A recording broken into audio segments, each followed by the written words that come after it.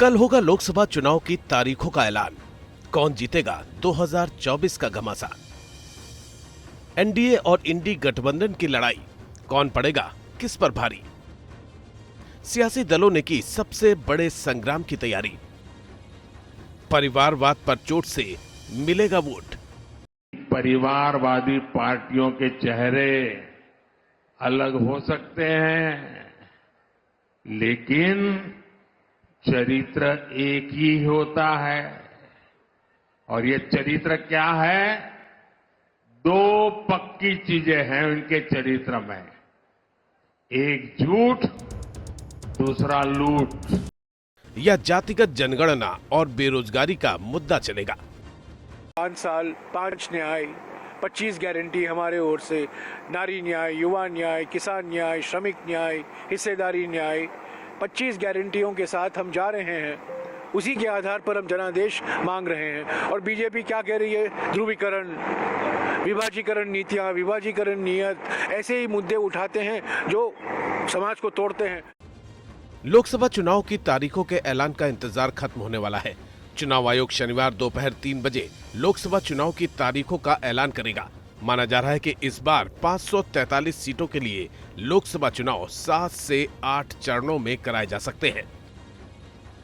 लोकसभा के साथ साथ ही ओडिशा, सिक्किम, अरुणाचल प्रदेश और आंध्र प्रदेश में विधानसभा चुनाव की तारीखों का ऐलान भी होगा।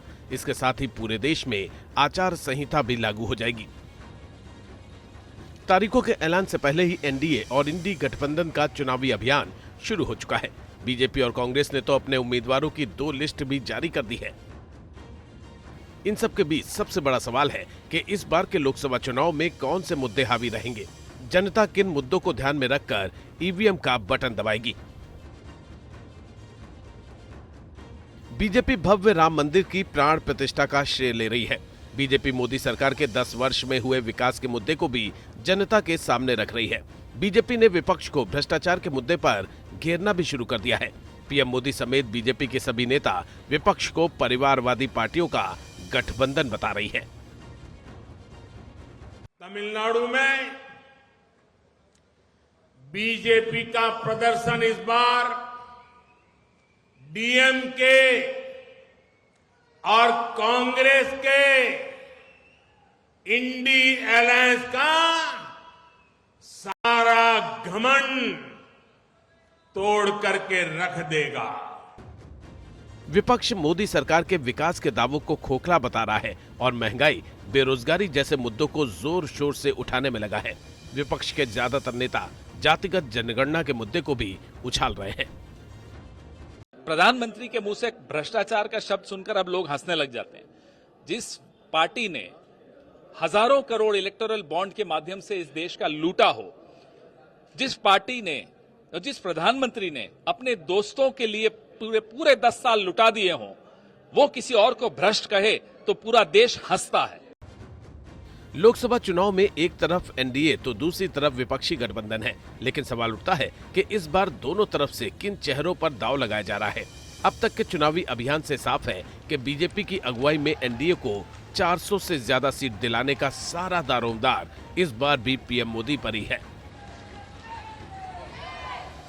वहीं मल्लिकार्जुन खड़गे के कांग्रेस के राष्ट्रीय अध्यक्ष बनने के बावजूद राहुल गांधी ही पार्टी का सबसे बड़ा चेहरा है।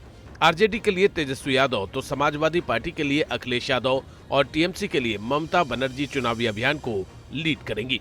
जाहिर है, चुनावी समर में एक तरफ एनडीए संगठित है तो दूसरी तरफ विपक्ष बिखरा हुआ है।